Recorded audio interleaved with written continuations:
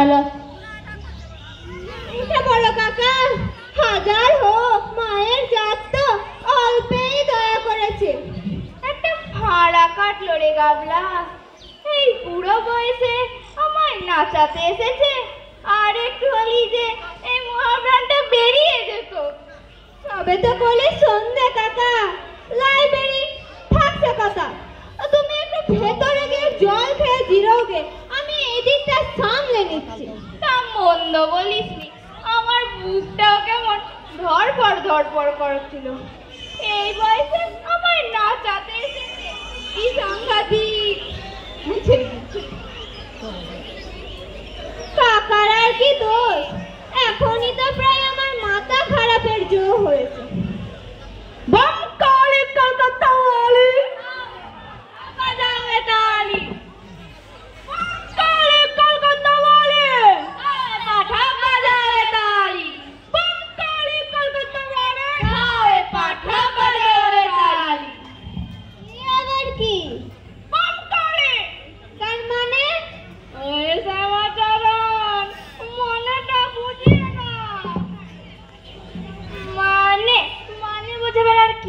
মশাই, ইনি হচ্ছেন 108 শ্রীমৎ জগৎগুরু শ্রী শ্রী কালিকানন্দ ভৈরব।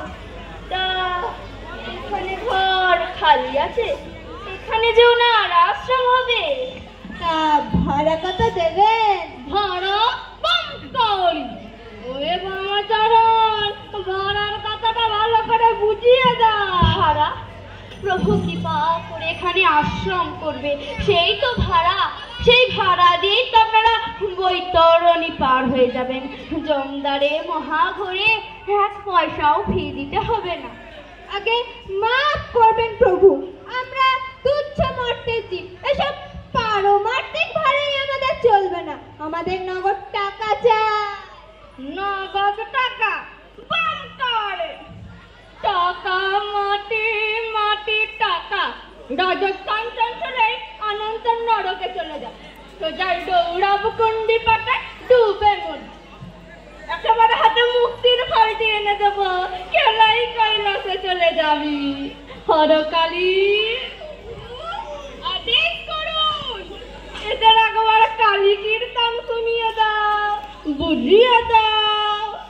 বম কালী কলকাতা वाली, হাওয়ে পাঠা বাজাওয়ে তালি। বম কালী কলকাতা वाली, হাওয়ে পাঠা বাজাওয়ে তালি। বম কালী কলকাতা वाली, হাওয়ে পাঠা বাজাওয়ে তালি। বম কালী কলকাতা वाली, বম কালী বম কালী।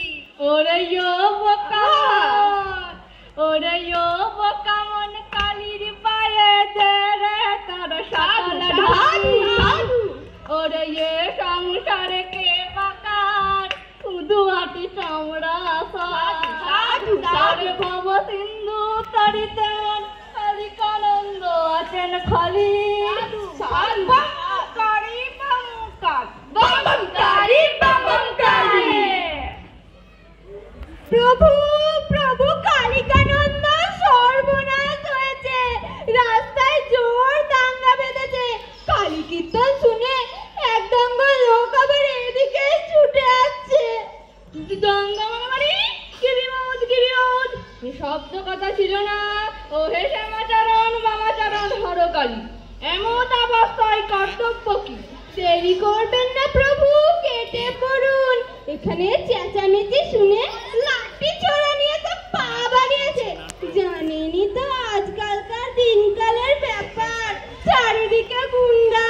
তার বলতে প্রভু তাহলে না না না না না, গেল দূরে চলো, চলো হে গাত্র পাঠনাই করা যাক। কালী কলকাতা वाली, হাওয়ে পাঠা বাজাও